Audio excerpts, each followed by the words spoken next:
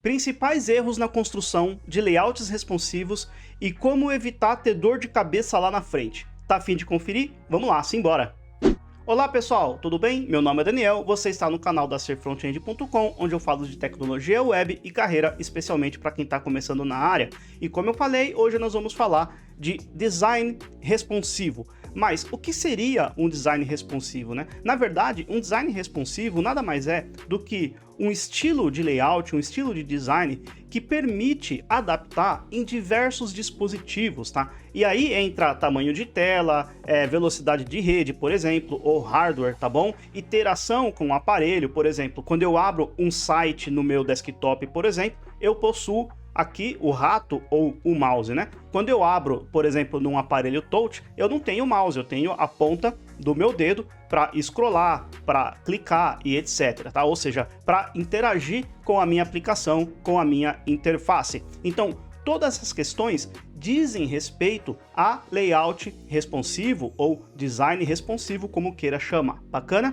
Então, no vídeo de hoje, eu quero falar algumas dicas, alguns erros e como a gente pode fazer para evitar, tá bom? Como que a gente pode fazer para evitar dores de cabeça lá na frente no que se refere a design responsivo. E o erro mais comum que eu vejo, pessoal, esse aqui, ó, acontece com muita frequência, pessoal, e aqui você precisa tomar bastante cuidado, faz de qualquer jeito e depois nós vemos a parte responsiva. Não, não funciona dessa forma, pessoal. Eu nunca vi isso dar certo, tá? Se um projeto vai ser desenvolvido pensando em design responsivo, pensando em aparelhos menores, por exemplo, e hoje em dia é 100% de certeza que você vai precisar disso, tá?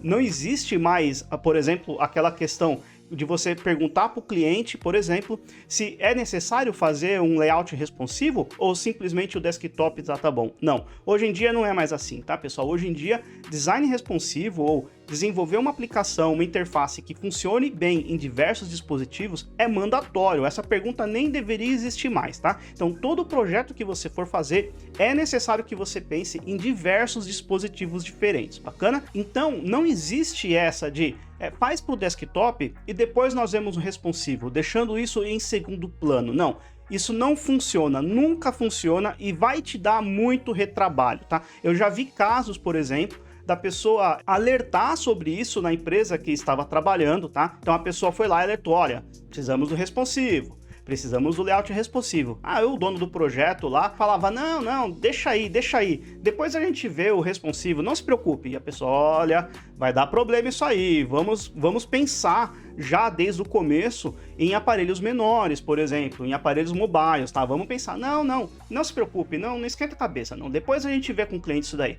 Quando o cliente foi testar a aplicação, adivinha o que ele fez? Pois abriu no aparelho mobile dele, lá no device mobile, bacana? E aí teve que fazer um monte de retrabalho, porque não havia sido pensado em aparelhos menores, tá? A equipe teve que fazer um task force, trabalhar até mais tarde, rolou estresse, enfim, nunca dá muito certo, pessoal. Então, sempre que você for desenvolver algo, já precisa pensar em aparelhos menores. Seja um projeto seu, que você faça o planejamento, ou seja para uma empresa, por exemplo, onde esse planejamento é feito por outra pessoa. Mas você precisa, sim, ter bastante pulso firme e falar, não, sem saber como deve funcionar em aparelhos menores, eu não ponho a mão no código. Não, eu preciso disso porque eu já vi isso acontecer, sei que lá na frente vai dar problema. Quer ver só? Eu vou mostrar na tela do meu computador o site do GitHub, se liga. Então, estou aqui com o layout do GitHub aberto. Eu vou tirar o meu rosto daqui agora, simplesmente para ficar mais fácil de vocês perceberem, tá? Agora sim. Então tá aqui, nós temos o site do GitHub, olha só, repara, eu tenho um menu aqui que quando eu passo o mouse, ele abre um submenu, tá? E nós temos esse texto, temos um parágrafo aqui, um formulário, uma imagem, temos um campo de busca aqui o sign in, sign up, tá? E aí temos aqui algumas informações e a gente pode reparar que nós temos aqui um scroll bastante grande por sinal, tá? Quando este menu toca na parte de cima ali da viewport, ele gruda ali em cima, tá? E aí eu consigo navegar por aqui também. Na verdade, o que eu estou fazendo aqui é fazendo scroll na mesma página, tá? Eu posso tanto navegar utilizando aqui, repara aqui, a seção aqui, ó, Develop, Collaborate, tá? Se eu scrollar para cima, a minha seção atual passa a ser a Collaborate, se eu scrollar para cima, a seção atual passa a ser Code, e por aí vai, tá? E aí nós temos aqui esse menuzinho aqui em cima. Como que esse cara vai se comportar, por exemplo, em aparelhos menores, tá? Eu vou simular, eu vou fazer uma rápida inspeção aqui, mas isso que eu vou fazer agora não substitui você testar em aparelhos de verdade, tá? Então repara, deixa eu aumentar aqui um pouquinho para cá, é isso aí. Então repara, olha só, eu tenho aqui aquele mesmo conteúdo, só que agora, no lugar do sign in, né, deixa eu tirar esse cara daqui, olha lá. Olha só, eu removi o sign in, deixei somente o sign up, temos aqui uma busca em aparelhos menores, como que esse cara vai se comportar? Olha, apenas o sign up, tenho um hambúrguer menu aqui, que vai abrir aqui o submenu, eu posso clicar, posso fechar, enfim, tudo isso precisa ser planejado. Repara, o formulário mudou, algumas informações em aparelhos menores, né, a gente simplesmente oculta. Repara lá, eu tenho aqui, ó, 4 informações. Se eu for diminuindo, algumas dessas informações elas são ocultas, porque em aparelhos menores fica muito ruim para mostrar tantos números assim. Então a gente vai, ó, olha lá, agora eu tenho apenas 2 informações aqui. Então aqui nós temos, ó, como que esse card aqui ele é em aparelhos grandes, né, em telas maiores. Olha lá, repara, tudo isso daqui, pessoal, precisa de planejamento, tá? E muito mais ainda, por exemplo, imagina o seguinte, ó, eu vou falar ainda de efeito hover, na verdade já vou dar um spoiler de a próxima dica, uma das próximas dicas, que seria o efeito hover. Repara, eu não deveria, deixa eu voltar com a minha tela para cá. Repara, eu não deveria depender do hover para mostrar conteúdo. Isso é uma das dicas também que eu separei para mostrar nesse vídeo, tá? Por quê? Porque em aparelhos desktop eu tenho o mouse. Bacana? Eu tenho o mouse. E aí eu posso fazer lá no CSS, né, utilizando o hover, a pseudoclasse hover, para mostrar ou esconder elementos, por exemplo, tá? Mas em aparelhos menores, né, em devices, em mobiles, eu não tenho o hover, tá? Então isso é impossível da gente fazer. Agora, eu convido a você a abrir o site do GitHub no seu aparelho celular. Dê uma olhada como que ele se comporta, tá? Porque aqui, né, por mais que eu possa simular em termos de tamanho de tela o aparelho menor, o aparelho mobile no meu desktop, eu ainda tenho mouse, né? Não é uma navegação de fato, uma navegação real. Eu ainda vou navegar com o mouse. O ideal mesmo é você sempre testar no seu aparelho de fato, porque daí você vai utilizar a ponta do seu dedo para scrollar, para clicar e tudo mais, tá? E aí, obviamente, não temos o efeito hover. Como que o GitHub resolveu essa questão para que quando eu clique ou passe o mouse sobre um item do menu, ele mostra, né, outras opções no aparelho mobile, sendo que eu não tenho hover. Na verdade, eu não tenho a pseudoclasse hover aqui no GitHub. O que eu tenho é um JavaScript. Pois é, eu tenho um JavaScript que fica escutando o mouse over, né, o mouse enter, para daí mostrar um conteúdo, tá? Como que eu sei disso? Muito fácil. Olha só, voltando aqui para a tela do meu computador, olha lá. Se eu aumentar aqui, ó, deixa eu aumentar esta parte daqui. Na verdade, eu vou mostrar aqui mesmo. Olha só. Repara, quando eu passar o mouse aqui sobre, deixa eu dar uma olhada, deixa eu inspecionar esse cara. E repara o que vai acontecer aqui, ó. Quando eu passar o mouse, o que que eu tô fazendo, pessoal? Eu tô mudando aqui, ó, no Details, eu tô acrescentando um atributo Open. E isso não é possível de fazer edição do DOM, né, de alterar o DOM desse jeito, simplesmente com CSS. Por isso que eu tenho praticamente certeza que eu tenho um JavaScript aqui fazendo esta ação de hover, tá? Quando eu passo o mouse sobre, ele mostra esse conteúdo. A mesma coisa aqui no Explorer, tá? Olha lá. Eu passo o mouse e repara que eu tenho uma alteração aqui também na tag Summary. Olha lá. Summary, tá? Olha lá. E no Details também adicionando ou removendo o atributo Open.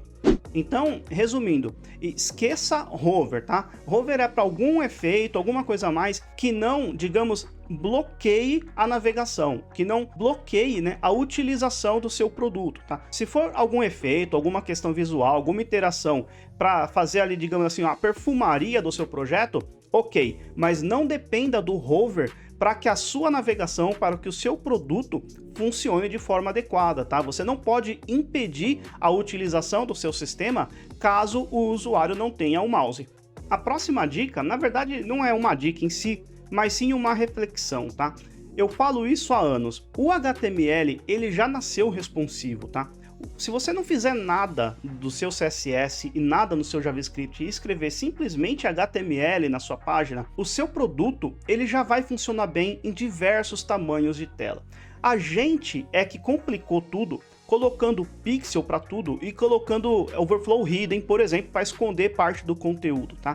Então, na verdade, a dica que eu quero passar para vocês é: evitem números absolutos, especialmente números grandes. Por exemplo, eu quero uma altura de 500 pixels, sei lá, uma altura de 800 pixels, uma largura de 600, de 900 pixels.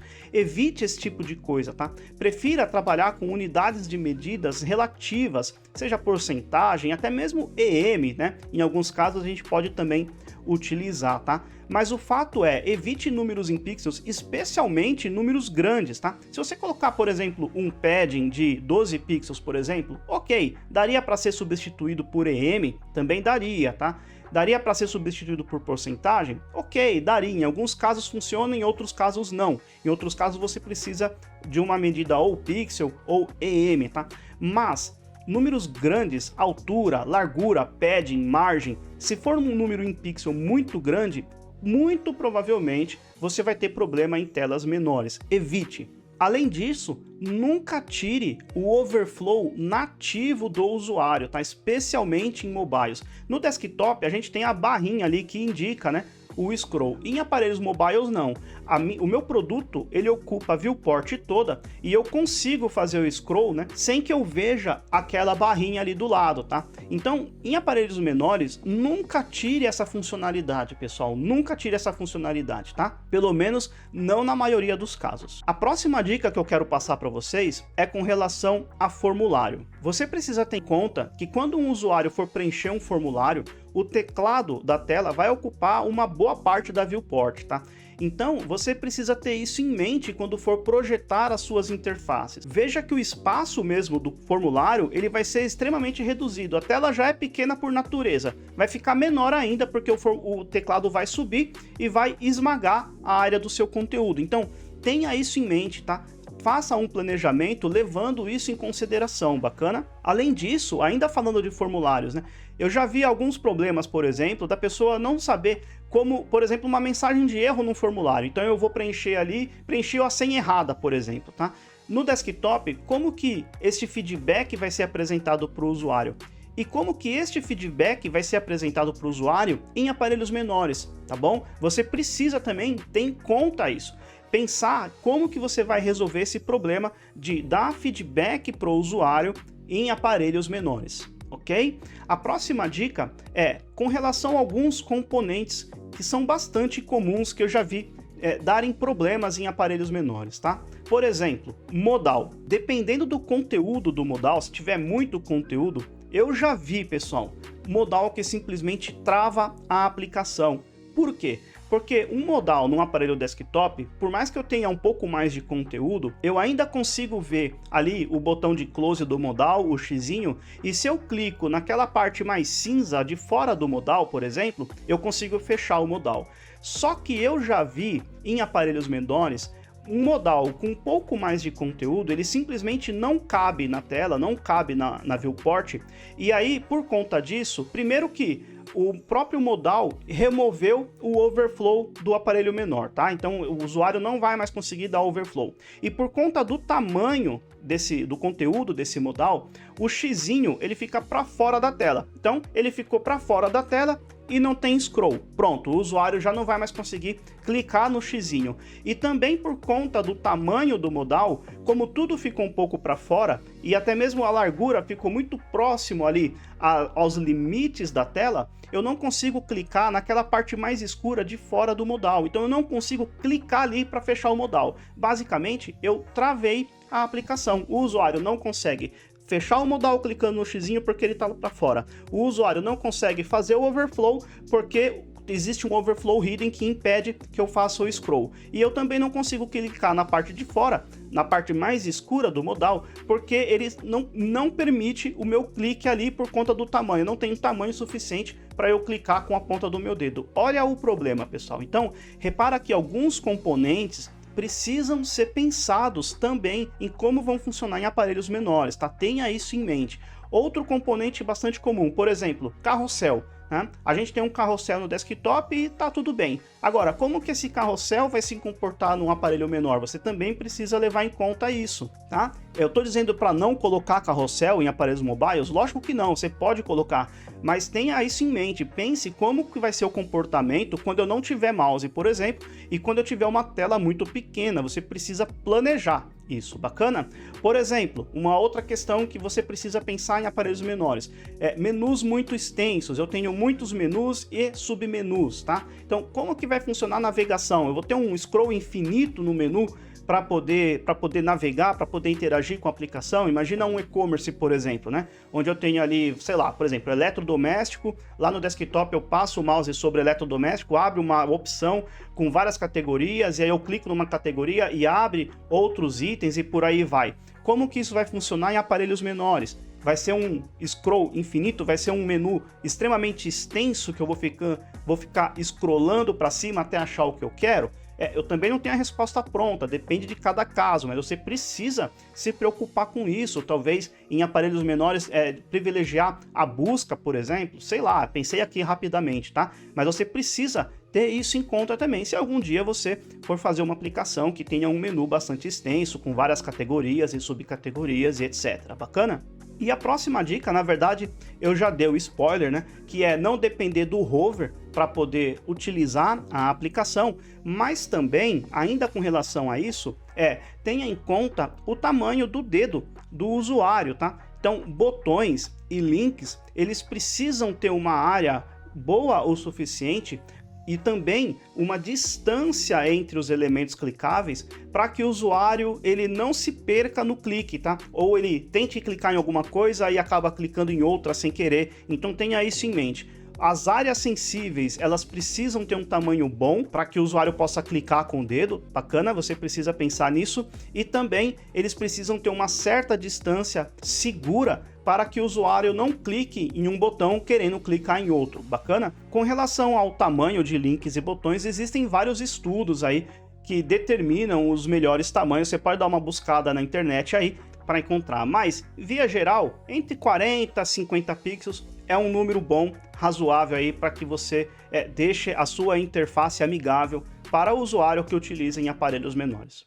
Bom, pessoal, eu dei então algumas dicas para vocês, né, de como você pode evitar diversas dores de cabeça que podem acontecer nos seus layouts responsivos, mas se você for pensar bem, todos eles se originam num único problema maior, que é falta de planejamento, tá? Você precisa ter o planejamento de como o seu layout vai se adaptar a não só tamanho de tela, mas, por exemplo, interação, né? Como que o usuário vai interagir com o seu produto, se ele tem um mouse ou não tem um mouse, ele vai utilizar o dedo para scrollar, para clicar, vai utilizar o teclado, por exemplo, aí já é um pouquinho mais com relação à acessibilidade, seria assunto para outro vídeo, tá? Mas você precisa pensar em várias maneiras de acessar, de ter acesso ao conteúdo do seu produto. Bacana? Você precisa sim fazer este planejamento. Se você fizer o planejamento bem feito, identificar o que vai acontecer quando não há mouse, quando a minha tela é pequena, né? Independente da resolução da tela, por exemplo, existe uma série de fatores aí que você precisa